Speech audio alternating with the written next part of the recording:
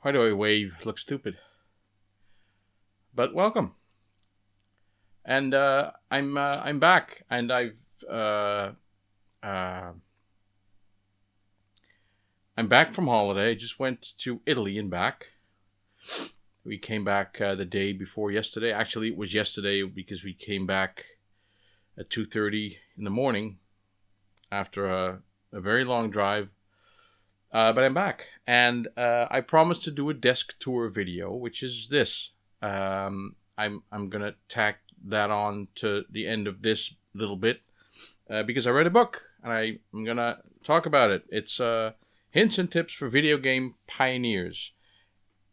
This was a Kickstarter by Andrew Hewson, who was the founder of Hewson Consultants or Consultancy.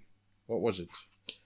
I don't even. Oh, Hewson Consultants. Now, it didn't mean anything to me, but I wasn't very connected to the official game producing market for the Commodore 64 back in the days when Hewson Consultants was something. But they are a publisher responsible for titles like Gribbly's Day Out, Paradroid, and Iridium, because they signed Andrew Braybrook. But also Nebulous, Exelon, Cybernoid, and Stormlord, and a couple of titles I've never played or even heard of, but a couple I have. So they had a name for publishing some innovative titles like Paradroid was, and I think they also did the Spectrum version of that. The name escapes me right now. I'll think of it. So I read that. It was a Kickstarter. To my surprise, after reading it, I mean, this was a gift to me by Erwin Castardo. Erwin, thanks for the book. And your name is in the book. On page 250, there's Erwin Bierhoff, which is Castardo. And there's Lacto. Mark is in here as well. And for the eagle-eyed viewer, there's also a picture of Tony Cruz, because these are the Kickstarter backers. And right there is the picture of Tony Cruz. I'm not in there because I didn't know of the existence of this book. I started reading it, and I had to put it down because I had to start making a list. Says why Andrew Hewson is an idiot. On page, I decided not to do the video on why I think Andrew Hewson is an idiot, because I really think he isn't that. He's a self-made person. He made it as a publisher in a time when publishing games for the 8-bit computers was still very much a bedroom-driven industry. And he started writing articles, and he started writing books, and he put in a lot of time until he was ready to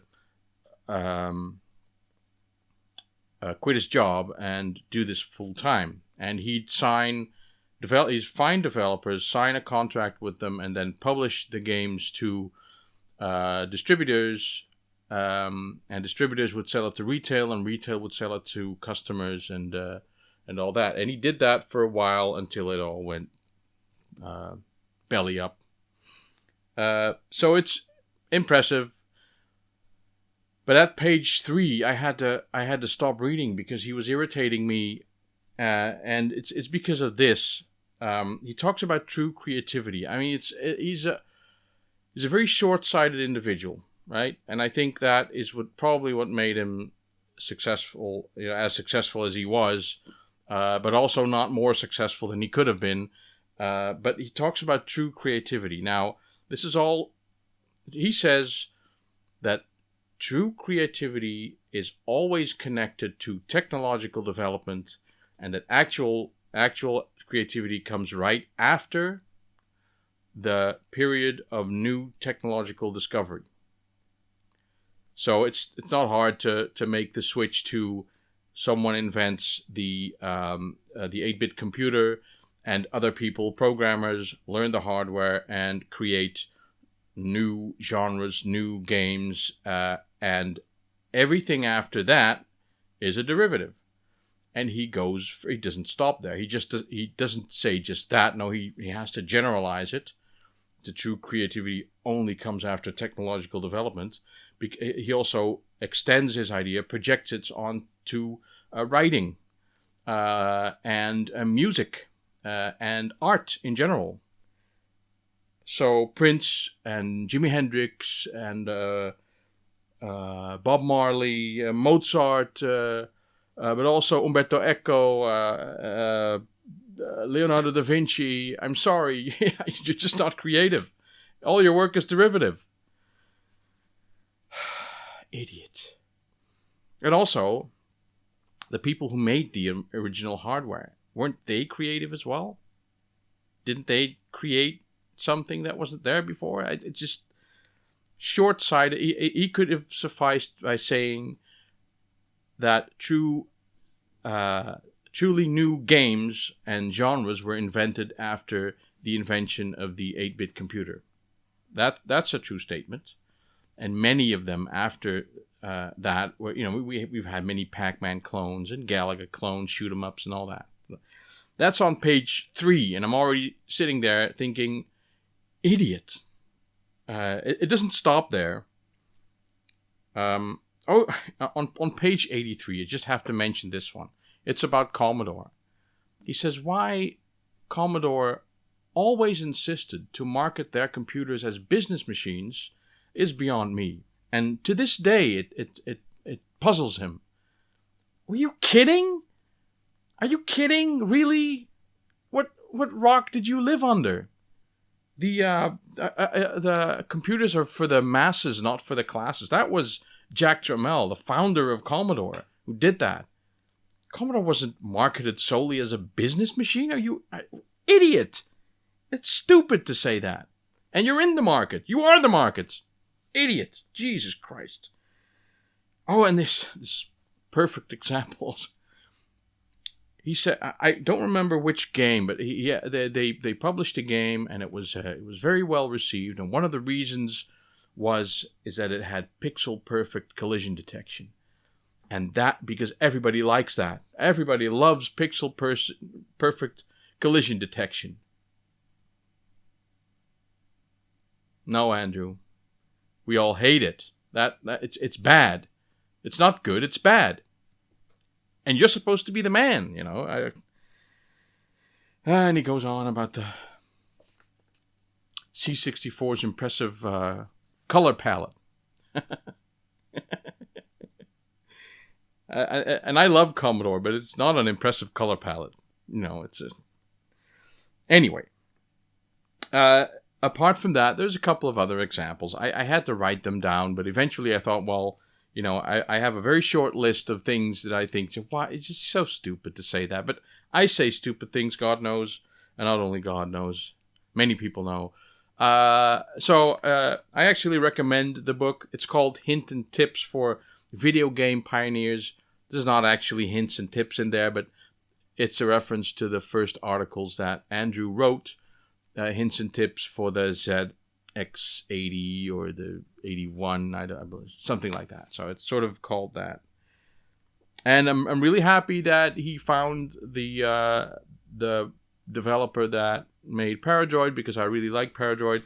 I've never really liked Uridium, but now that I know that it's from the same developer, I'm going to have a new look at it. And it was revolutionary at the time.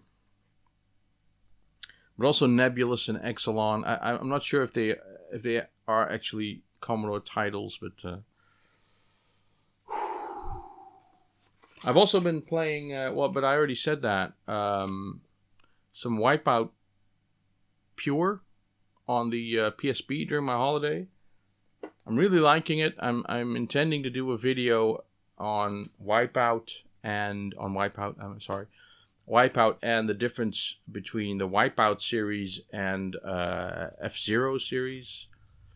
Because there's something about it. I don't know, but I tend to talk about that a little bit. And I even have you can't see it, but I have my screensaver set to Wipeout now. And I'm about to play Minecraft again. We've moved from Arma 3 to Minecraft. I think it's only temporary, but Giles has chosen a really tough version of Minecraft where nothing is for granted and everything is hard to build. It's an actual survival story kind of thing. Infinitech 2. Infitech. Not Infinitech. Infitech 2. So as usual, we'll be streaming that on Hardcastle Gaming. Spread the word. There's Jeremy, there's Katkin, there's Evo Euler, there's me, and perhaps occasional others. Depends on who we like enough to join us. It's pretty hard playing with Jeremy. I mean, let's face it, you have to have a thick skin. You have to have a certain sense of humor. So enjoy the desk tour that I did. I filmed it on my iPhone. Fuck Apple. I spent the entire morning getting the video from my phone to my iMac, right? This is like a married couple. A phone, an iPhone, and a MacBook Pro. You're supposed to connect them, and the photo app opens, and you're supposed to have the videos there to say import, blah, blah, blah. I know how it works. I just did it. My holiday photos were on there. I just did it. I shoot another video. There's nothing there. So what do? You disconnect, you reconnect, you update the iTunes, you disconnect and you reconnect, and you do that a couple of times, and still it just says no photos, nothing. So you find another way to share. So you said upload to Google Drive, no dice, nothing. Upload to iCloud Drive, no dice, nothing. Nothing happens. Just the video again. Nothing happens. Fuck. So, and this is like half the morning gone, and then I find a post that says, well, you have to remove this folder, and then you have to kill the Cloud D process, and you have to kill, this is no joke, you have to kill the bird process. There's a process called bird, and you have to kill that, and then it'll work. And I did that, and it worked. So, Jesus Christ. So after all that, I rebooted my machine, and then everything started working again. And I'm thinking, man, Apple used to have such a reputation for intuitive design, intuitive user interface. None of that is true. None of that. Try copying a file from one folder to another, and you'll know what I mean. I mean, Windows is much more intuitive in that kind of thing.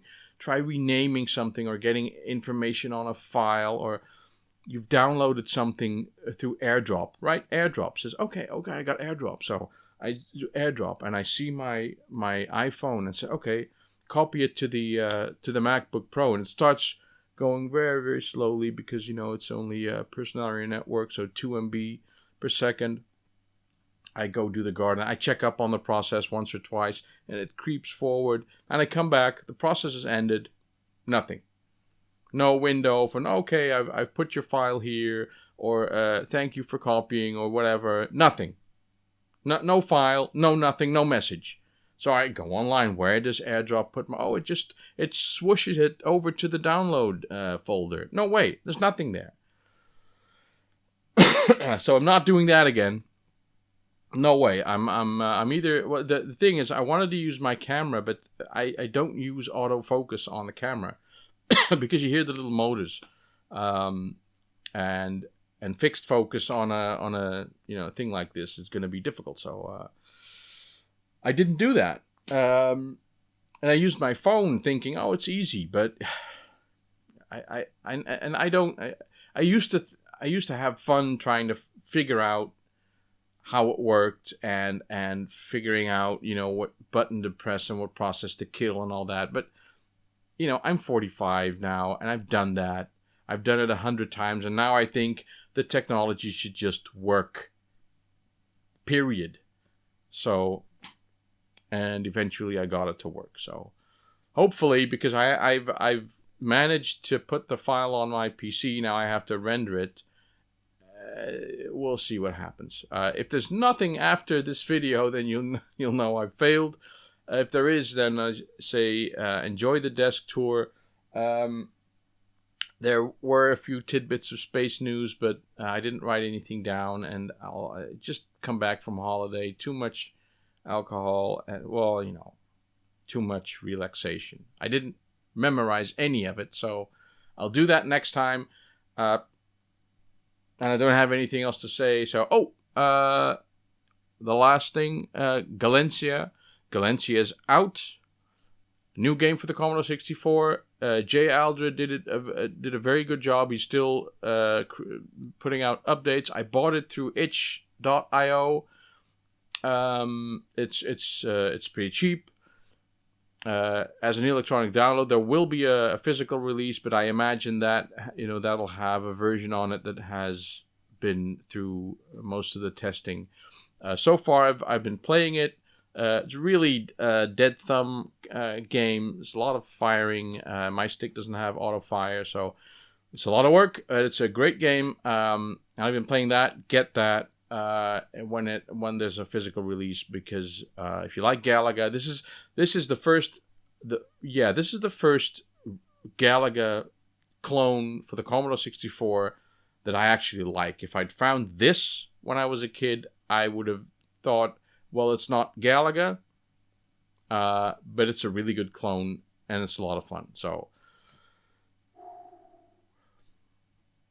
I'm out. I'll see you next time. Bye bye. Okay, I promised a desk tour, and let's do one. Well, I'm just gonna go over to the left. This is the old Commodore 64. That's the C model, as you can see. Look at these papery things. You need them to play Elite on the Commodore 64. Now, my copy of Elite, which I have for the Commodore, comes with these because Frontier made them back in the day. But I copied these. I made these my product. That's why they're not stuck together, as you can see. So that's the old Commodore. It comes with a custom-made by Josie. Remember Josie? Dust cover. Custom made dust cover. Yeah. Thanks, Josie. I'm still using that thing. It's ace. That's the old Commodore. This is my old, this is a monitor. What is it? Some 1085S. Stereo, speakers, color, everything. It's a very nice thing. And that is my disk drive. That disk drive is connected to my Ultimate 1541, and it's daisy chained, so the downside is that they have to all be switched on for it to work. So I sit here and I play games. I play games, and with my my saver, for if my power supply conks out and starts pushing out voltages that the Commodore doesn't like, that thing will cut the feed and save my power. Made by Hans BWAC. So that's the old Commodore thingy. This is my my Wii. This man, I am Barry. Right. He looks like a strawberry, doesn't he? Well, he's in the process of converting some 8mm film to digital for my mom. But this man, I mean, he's done it and he's ready. But he intends to bring the result to me personally, but only on his conditions. When he happens to drive through my street, he'll call me and say, "Oh, are you home?" And the two times that he has, I haven't been home. And then, I say, "Oh, why don't you just make a couple of extra turns and stop by the address where I am currently?" He says, "No, no, no." So I've been waiting for like months. If you don't use this guy for your conversion work, because he's an idiot. So this is my Wii. This has been modded. It has the optical drive emulator, which allows me to play ISOs off the terabyte disc here. So that's connected, and I can play the Wii, and it has the GameCube connector connected, because I can start up a little menu and I can select which game that I'm gonna play and blah blah. Now that is of course connected to the bar that's up there, and right under there is the Oculus Rift thing that is used for tracking. Right, when I go like this with my head, it'll track that. That's my little webcam. When I stream, that little guy makes sure that you can see me. It also has a shitty microphone that I have to turn off. This monitor is due to be replaced. When they can raise enough cash to get me a proper decent monitor, I'll use it. I've got another one over there. It's shit as well. They're not gaming monitors. They're basically crap. I use a little HDMI switcher because all the consoles and all the HDMI stuff goes to that box, and that goes to this thing, and then it switches automatically, so I don't have to look at it. Sticky tape, no reason. Remote control for the for the display that I can touch. Very important during waiting times to play Missile Invader. I've got some stuff here like the Game Boy Advance and the Revo Faker that works as well, and some games and some another remote control nail clipper for you're using keyboards and everything, and when you're on camera, your nails have to look good, don't they? This thing, a cheap ass PlayStation 4 headset for streaming. It has a little cutout for people who wear glasses. See that? And I wear glasses, but I haven't used this yet. But I can connect this to my controller, and then because I was using this thing, which is crap, but it works. So I thought, let's use that and buy this. And I haven't used it yet because I haven't streamed anything. Some games that I'm currently interested in playing. Games. That's my PS4, nice and close. So this is the distance from my keyboard to my PS4 controller. It's like a hand. This is the Uncharted 4 PlayStation with the terabyte storage. Great stuff.